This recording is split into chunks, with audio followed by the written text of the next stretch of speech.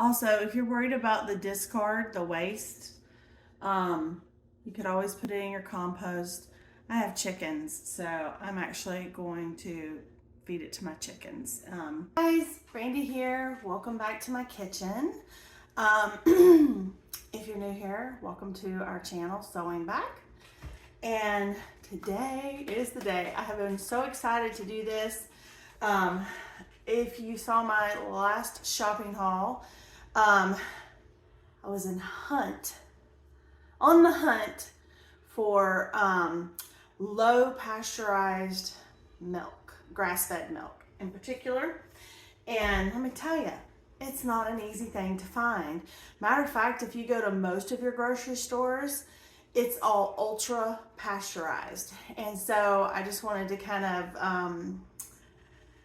tell you a little bit of the differences. Of course, we know, so there's raw milk, okay? And I'm not really gonna talk about raw milk, only to say that it's not recommended for the project I'm fixing to do as we are getting it started. Once it's started, then you can switch to raw milk if you're a raw milk drinker. I'm not trying to get anyone to be a raw milk drinker or not a raw milk drinker. You do your own research and figure out what's best for you and yours. Ultra pasteurized. If you're wondering, what the heck does that mean? Well, let's say you go to your local dairy farm, okay, and you pick up a gallon of raw milk. But you're like, I want to pasteurize it. Well, typically you would put it on, if you came home, you'd put it in a double boiler, and you would bring it up to the temperature of, well, there's two ways. You can bring it up to the temperature of 150 degrees Fahrenheit for 30 minutes, meaning you have to maintain that temperature for 30 minutes, which most people find that difficult. Bobby, what are you doing? Most people find that difficult to try to maintain that constant heat for 30 minutes. So the second way you can do it is you can bring it up to 162 degrees Fahrenheit for 15 seconds. And that's how most people will do a pasteurization. That would be considered more of a low temperature. It's now considered a low temperature pasteurization, because with the ultra pasteurization, you get the temperature up to 280 degrees for a few seconds. And the big difference is when you do the low pasteurization versus the ultra pasteurization is the shelf life. You create a much longer shelf life for the ultra pasteurization. So the milks that you're seeing in the grocery store, like I was at Costco and they had milks, A2 organic grass-fed milk in the store. It's ultra pasteurized and it's going to be good until the end of June. And it was St. Patrick's Day weekend. That's a long shelf life. So I have been kind of thinking on, I'm like, that just doesn't seem natural to me. And like I said, I'm not a big milk drinker, and I have discovered the Kelowna, I hope I'm saying that right, Kelowna Supernatural, and it's a low temperature pasteurization, and it's regenerative farming and grass-fed cows. And this is actually supposed to be a very good milk to get that still has quality things in it. Everything hasn't been killed off of it, because there's a lot of great benefits in real milk. And people who use the word real milk are talking about raw milk. And so, anyway, that's a lot. And the main reason, and this is hard to find, and the only place I have now been able to find it consistently is Sprouts. I used to find this at Whole Foods, can't find it there anymore. I used to find it at my local organic grocer, can't find it there anymore. But I've been able to continue to find this at Sprouts. And then there's another version that's just like this one, very similar. And it's, I think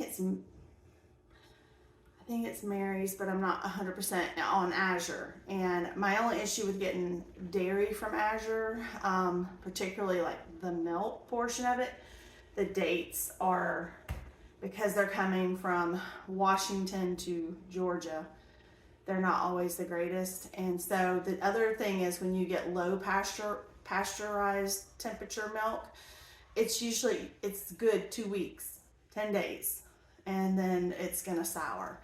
So just a little lesson, some of my research, things to think about, things to learn more about what are you putting in your body, and if that's good for you or not. So, and if you like the A2 ultra pasteurized dairy, good for you. I'm just thinking out loud. I'm not casting any judgment on anyone. I think we're all made a little uniquely, and we all have different needs. There's not a one size fits all, but I do think that learning about how our foods are made and preserved can help us learn how to have better health, because it may not necessarily be what's best for us. I'm not saying that it's not okay or any of those things. I'm just saying it made me go, huh, that's a long time from cow to consumer. It's kind of like eggs that you get in the store versus if you have someone who has a backyard flock or a farmer where you can get fresh eggs. Big difference, big difference. So, but anyway, to today's video, and this will be ongoing because we are going to finally get to start our MilkKefir. I have been wanting to make my own kefir for some time now, and I actually bought this kit back before I got sick with bronchitis, and so it's been up in my head to do it, but it's been on the back burner. So we're going to get this process started, and I just want to show you, so you get a little packet from Cultures for Health. That's where I got mine. You can get Cultures from Health directly from them. They have sales all the time. I don't think this one has how much I paid. I think I paid like $7.99 for it. And once you get these started, you can just keep going and keep going and keep going. It's kind of like once you get a sourdough going, as long as you keep it up or you refrigerate it when you're not in use, it'll keep going and keep going and keep going. So it's a good investment. So I got the milk, like I said, I got the MilkKefir back in December. And when you open it up, you have your pack of the kefir grains. And then you have your little booklet that kind of takes you step by step.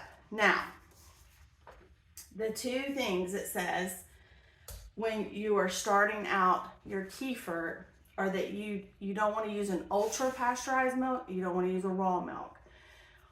Once you get this established, then you could use whatever, I guess, milk you want to use. Because if you get kefir in the store like the Lifeway, I'm almost positive now, I don't have any more. I stopped buying that one because I knew I was going to make my own. I'm pretty sure it's ultra pasteurized now. All right, so I've got my jar here, I've got all my necessary things. I probably should get some scissors out so I can open up my kefir grains here. I've got a measuring cup. Let me shake this because the cream does go to the top on this. Matter of fact, I'm gonna probably get a butter knife and try to push some of that down. And if you're wondering, this is a ½ gallon of the low pasteurized milk. And this is at Sprouts, I paid $7.69 for the ½ gallon. And if you, in my area, if you have a source, because I know not everyone has a source, but if you have a source for raw milk, a ½ gallon runs about $8.99. Now I have a friend that has a source, and she can still get, I think it's $5.50 a gallon. And so, yeah. But I'm finding raw milk is kind of like, it goes so fast that so many people are very hesitant to tell you where they get what. So, but anyway, so I'm just going to pour this into here. So that's nice cold milk. And it's 10:30, so 10:30 tonight I'm going to hop back on and we're going to check it and empty this milk out. And this is really a good day to start because it's supposed to be up to low 80s today. So, and then we'll add a cup and a half. So we'll add 1.5 cups of milk this evening. So we're gonna open up our kefir grains. I think they kind of look like the, I don't know if you can see that. They look to me a little bit like the nutritional yeast. All right, and we're gonna put those in there.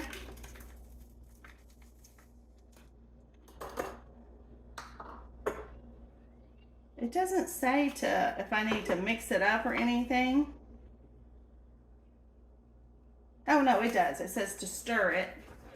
So let me get, sorry, the neighborhood dogs are talking. So I'm just gonna stir this. It did say to stir it. All right, so I got all my greens off of there. And now all I'm gonna do is I'm gonna put my coffee filter on with my rubber band. And I'm leaving it out on the counter. Okay, I checked on this last night before I went to bed and it still had not thickened like it said. It was still pretty thin. And so it's the next morning. And it does look somewhat thicker now. So I'm going to strain it.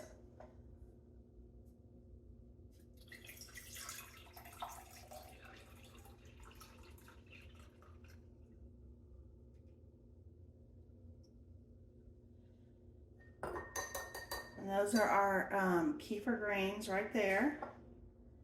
And so now we're going to put those back in. Actually, I need to get a little spatula to get them out.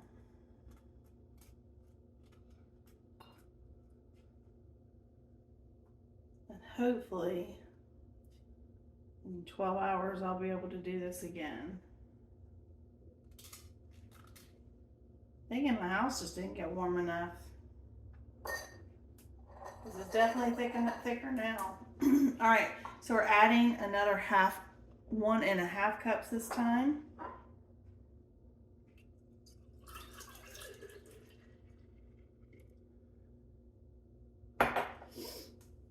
And I'm going to take my spatula and make sure my greens get incorporated in with my milk.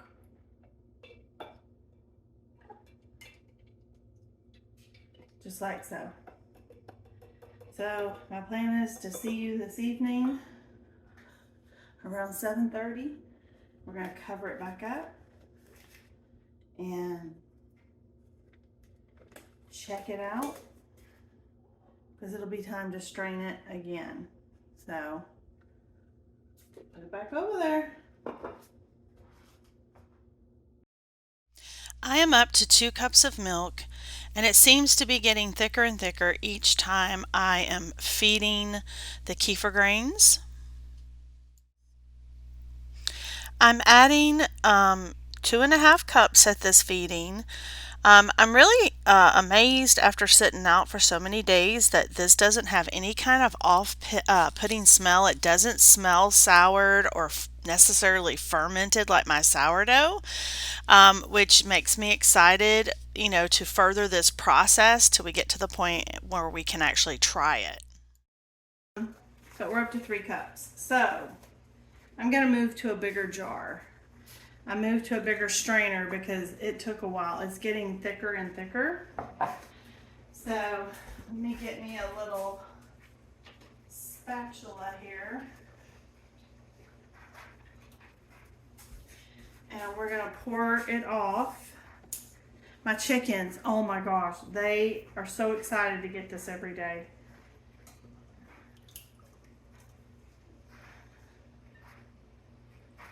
So definitely getting thicker here.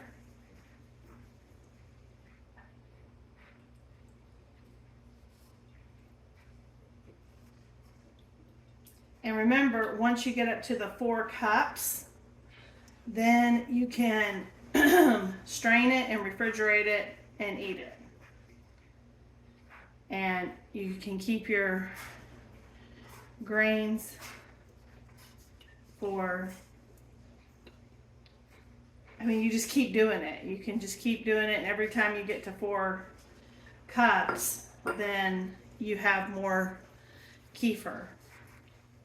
So in all honesty, you kind of just want to keep this constantly going if you're wanting to use this daily.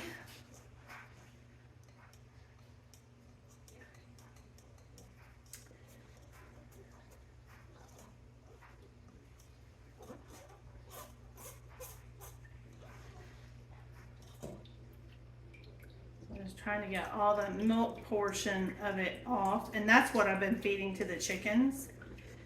And then this will go into the bigger jar with 3 cups of cold milk. I think it smells good, which is interesting because this has been sitting, you know, room temperature for the last however many days at this point. I think it's 3, maybe 4. It may be 4 because the first day it didn't thicken up and it took longer than 12 hours, but now it doesn't.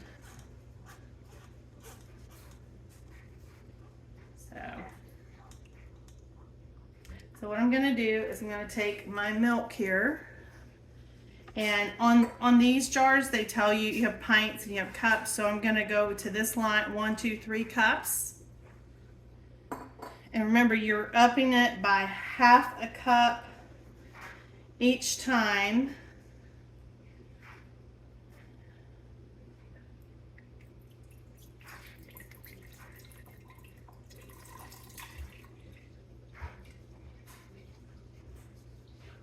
Perfect. Okay, so now we are up to 3.5 cups. It is definitely a lot thicker. It takes some time as you're going through the straining process. I've had to move up to a bigger strainer, and this helps as it has gotten thicker. It kind of has a cottage cheese consistency. All right, guys, it's the last time this gets to, I can get to use it now. I'm going to strain it. I'm actually going to use this bigger colander and see how it does. If you can tell, if you can see how thick it is. It doesn't smell bad.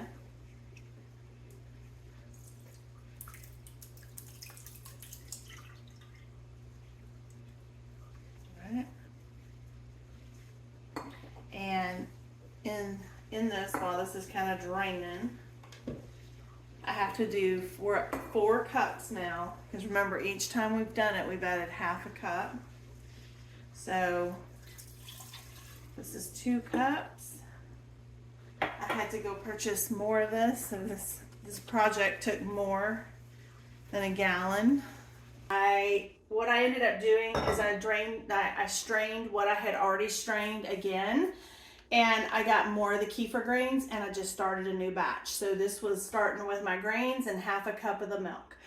And these are already activated grains, so this will probably go quicker. But I've got it going because this won't last forever. If I'm using it, I'm gonna go through it, and I'll want more in its place. And hopefully I won't be the only one. I'm really hoping, I know John will drink it. I'm hoping my boys might drink it. But we'll see. I think one might, the other, I don't know, you know, but we'll try. It's all you can do is try. Okay, I mixed 1 cup of kefir, 2/3 cups of these frozen cherries, and a few ice cubes to make my first smoothie with my homemade kefir. So exciting. Just really wanted to taste it on its own without the protein powder because I know that kind of will give it a flavor, and see what I think.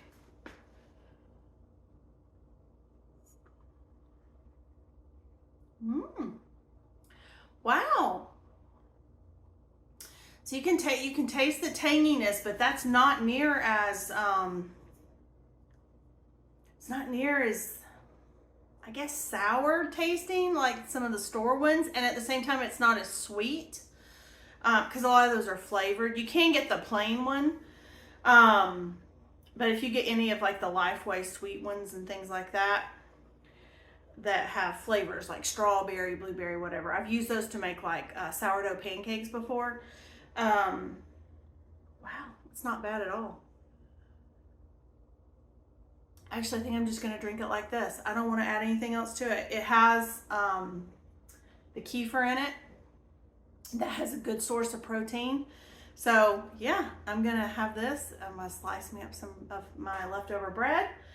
And might put a little almond butter on it. I think that's what I'm going to do. Put a little almond butter on it. And that's what's going to be for lunch today. But I hope that you found value in following along on how to make kefir. Super duper easy. You can get the packet I use for Cultures from Health. You can get it off of Amazon. I can put a link in the description. I think they're about the same price whether you get it off of Amazon or Cultures for Health. But a lot of times if you'll look at Cultures for Health, they have sales. And a lot of times they'll give you, like if you're not a Prime member, a lot of times they have like free shipping and things like that. So I'll put a link to Cultures for Health as well. I typically just order from them directly. I have gotten a couple of things, like my sourdough I actually got from Azure. They also sell their products. And I actually think Azure may have something similar that's their own brand if you're a part of Azure or you're thinking about trying Azure. So I can put that in there as well. But super duper easy and super good for you. And one of my goals is just to get more and more of these foods in my diet because this is real living food and it feeds the good flora in our gut bacteria. It helps my blood sugar tremendously, eating fermented foods. Honestly, better than most medications. Matter of fact, most medications I've been on, I have ended up being allergic to them. So I have one that I've been on for a long time, metformin, and it works for me, but I'm trying to get myself to a place where hopefully maybe I can wean myself off of that and control this with my diet and exercise now that I'm able to hike and move, and I know I need to get on to doing some weights. My arm is just improving so much. That's why I had PT today, and she's just impressed with how much strength my shoulder and everything is giving me now. So I still have to be very careful, but I know that that's really important as I age, is to add in strength training. So that's just another component of it. And so all of us can choose to have better health. None of us are perfect by any stretch of the imagination. And so I just want to encourage you, one of the best things that you can do for yourself, it's not going and buying a pill.